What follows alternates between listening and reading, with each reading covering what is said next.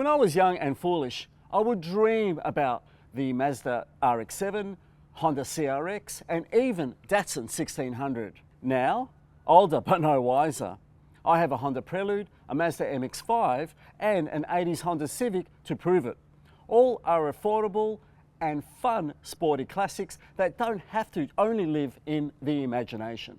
With nothing like it except for the MX-5, does the Subaru BRZ in its second generation form live up to those classics?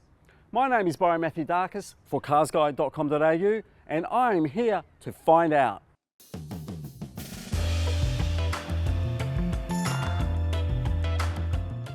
Kicking off from $48,690 before on road costs, this is the flagship TS, and plot twist, it's the automatic version, which adds $1,000, but is tuned by Subaru's STI division, so it promises to be the best driving BRZ ever.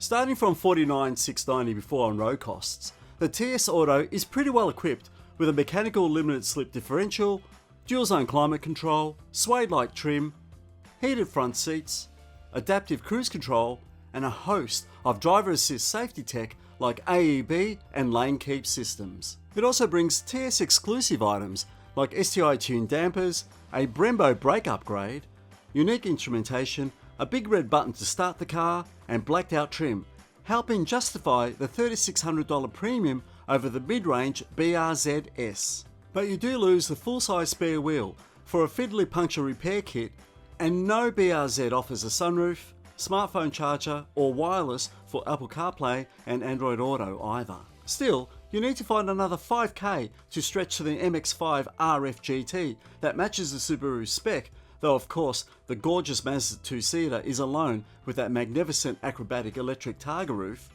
and another 25k is required for the immensely satisfying Nissan Z. Whichever way you look at it, the BRZ TS represents great value for money. Right, listen up, because there's a lot to take in here.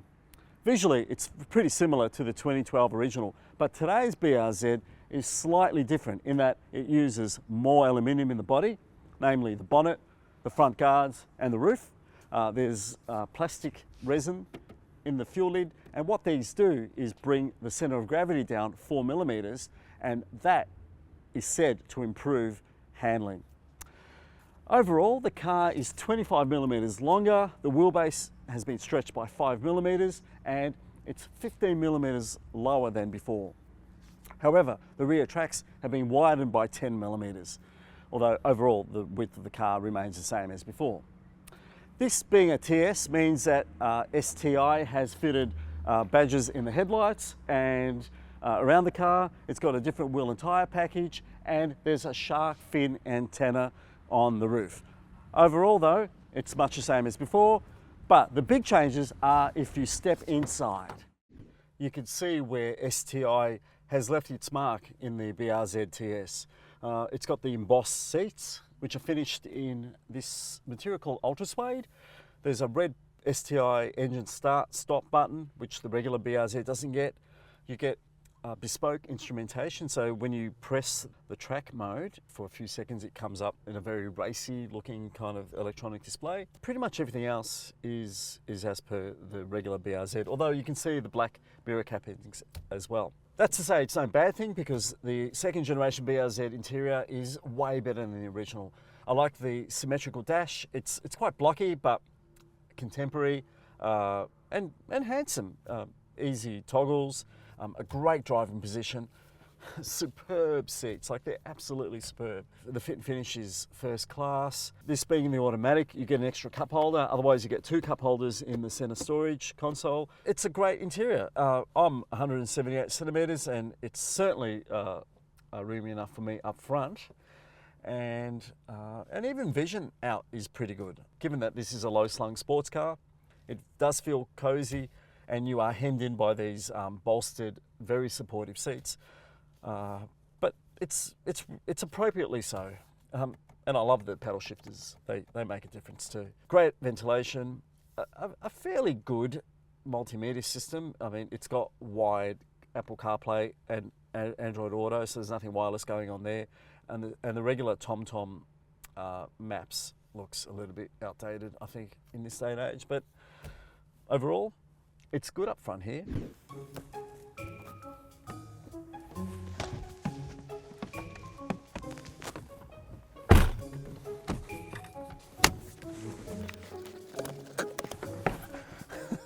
It's impossible. I can't sit behind myself at 178 centimetres in my driving position because there just isn't enough room. I can't even tuck my feet underneath the cushion unless I raise the seat. Once here, well, my head is touching the glass, so my scalp's getting a nice roasting. Amenities are few and far between. Like, there are no cup holders I can see, no armrest, no nothing. I've got access to cup holders, I guess, with the center console. And I guess I can rest a phone here, but there seems to be no USB charge points here, although again I can reach the ones in the center console, so we'll give that to the Subaru. This backrest folds in one piece, so I can't even really rely on putting it down if I just wanted to have a sense of extra space. This is my light back here. No reading lights except for the natural sun. Having said that though, the backrest is fairly comfortable. And getting in and out of this car is helped by the fact that you've got frameless doors if you bother putting the windows down. So the frameless doors are a real bonus, and exiting this car is a bit easier from the passenger side because when you put the seat forward, it also slides forward. So this is me exiting the car. Not very dignified, but things we do for CarsGuide, eh? Back here, the news is mostly good, some bad. The good news is that it still remains at 201 litres, which is better than the Mazda MX-5 RFs. And now you get these releases here, so you can extend it into the cabin without having to do it from inside the car, and that's a good thing. However, the TS loses the full-size spare wheel for a can of goo, which is a real disappointment. As with all second-generation BRZs, under the bonnet over the front axle, you'll find a 2.4 litre boxer engine producing 174 kilowatts of power and 250 newton meters of torque. Now, that may not sound that impressive, but given this car only weighs 1,310 kilogram-ish curb weight, it makes for a power to weight ratio of a very impressive 133 kilowatts per tonne. Now, of course, this being rear-wheel drive, the 6-speed torque converter auto, which is also shared with the Mazda MX-5, drives the rear wheels, and there's a limited slip diff back there too. Being STI fiddled, it means that the TS has different dampers and with the McPherson style struts up front, while at the back, of course, the suspension is a double wishbone arrangement. And overall, weight distribution is 53-47 front to rear. And that, of course, is near perfect front and rear weight balance. With only 800 kilometres on the odometer, we managed a sparkling 6.6 seconds to 100 kilometres an hour, and that's not bad at all. Though, of course, driving the TS like it's been stolen does take a toll when it comes to efficiency. More on that later. Once you're behind the wheel of the BRZ, two things become immediately obvious. First, it's like meeting up with an old friend who you haven't seen for a long time, that has somehow become fitter and better looking. And secondly, just how focused this vehicle really is in the name of driver enjoyment. And in that regard, the BRZ joins the GR86 Toyota, the Mazda MX-5, Porsche Cayman, Peugeot 308 GTI in being just a car that has a singular vision in the way it's presented. So, all right, so what I mean by that is, even as a 6-speed automatic, it's strong everywhere. You put your foot down, it leaps off the line, with 133 kilowatts per tonne behind it. It's always lively. It's always ready to go. The tacho reads up to 7,000 RPM. That's when the red line starts. Actually reads beyond that. And you've got all that to play with. It's worth considering that having a 400cc larger engine compared to the old 2-litre BRZ in the previous generation really suits the automatic transmission, because there's just more torque, more low down, more often. So there's just more of everything. It's instantaneous, it's rapid, and it's fiery. That's how I would describe the performance. And that's just in normal mode. If you press sport, like I've just done now, it just happens a bit sooner and a bit quicker. The transmission hangs onto each gear, so you get a chance to explore that rev range, and it just has the legs for you to really just have fun, particularly on a tight country road, mountain corners, that sort of thing, which this car is absolutely bred to work in. The steering is really natural, it's progressive. It feels a little bit weightier than I remember, and maybe that has to do with the fact that it's on thicker and stickier rubber. But I mean, that translates to absolutely super responsive and reactive handling.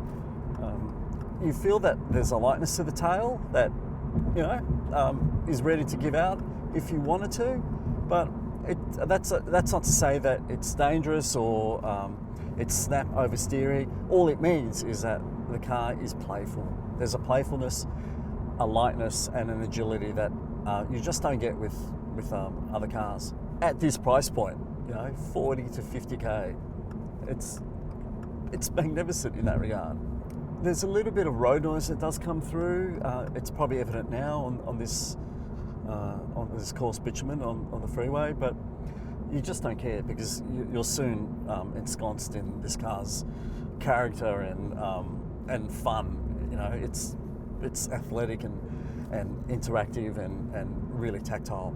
It's got STI-tuned dampers, and along with the changes that made the second generation BRZ a better car, like the stiffer, the increased torsional stiffness of the body, and you know, the suspension mounts were changed apparently, and it's got bigger and better brakes.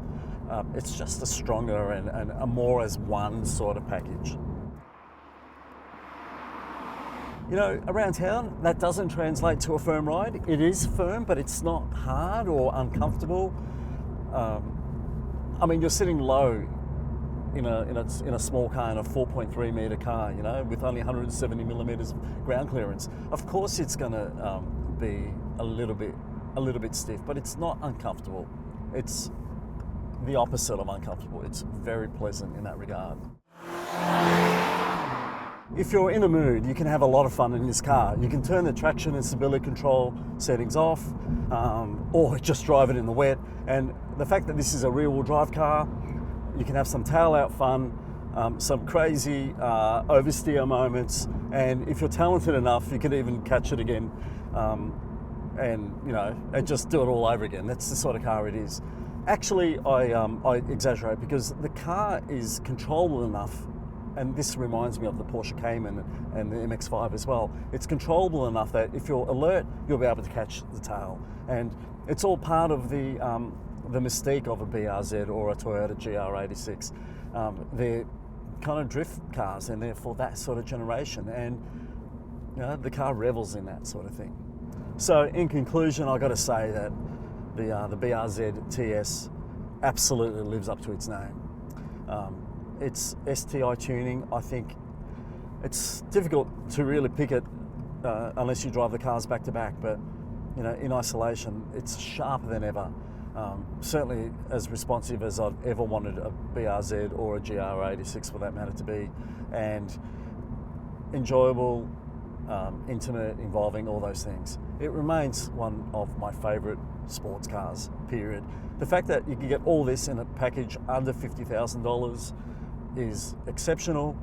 I personally would go for the 6-speed manual, but if it's a 6-speed auto you want, it's just as good in its own way, and it does not dilute from the enjoyment and the capability of a magnificent modern sports car. And at this price, it's a bargain. It's absolutely intoxicating. Love it. Right, something you need to know, and that is This car requires 98 RON premium unleaded, and that costs money. Anyway, Subaru reckons that you should expect 8.8 litres per 100 kilometres on the combined cycle. However, out in the real world, this is what we managed. Aircon on and always driven hard, often with fuel sapping performance testing included, our not so fully run-in TS returned a reasonable 10.2 litres per 100 kilometres pump to pump against the car trip computer's 6.7 litre figure. With more Ks and less exuberance, expect the real-world fuel consumption figure to drop closer to Subaru's claims. Unlike with the previous BRZ, the second-gen version does not have an ANCAP rating. Subaru says it has increased rigidity by over 50% thanks to stronger steels, more aluminium, improved welding techniques and beefier pillars. Also aiding safety, those pillars are thinner too, improving driver vision. Like every BRZ nowadays, there's a comprehensive list of driver assist tech included, so do check out my full review at carsguide.com.au for the full rundown. And you know what? Your wallet's pretty secure as well. The BRZ comes with a full 5-year unlimited kilometre warranty as well as 1 year of free roadside assistance. Service intervals are at 12 months or 15,000 kilometres, whichever come first, and there's 5 years of cap price servicing available. Just in case you haven't figured it out yet, I'm deeply in love with the new Subaru BRZ TS. A sublime beauty, it has a tantalising breadth of capability while still being affordable enough for kids of all ages to dream about owning one day, even as an auto. And don't forget, you can read my full review at carsguide.com.au, and as always, thanks for watching.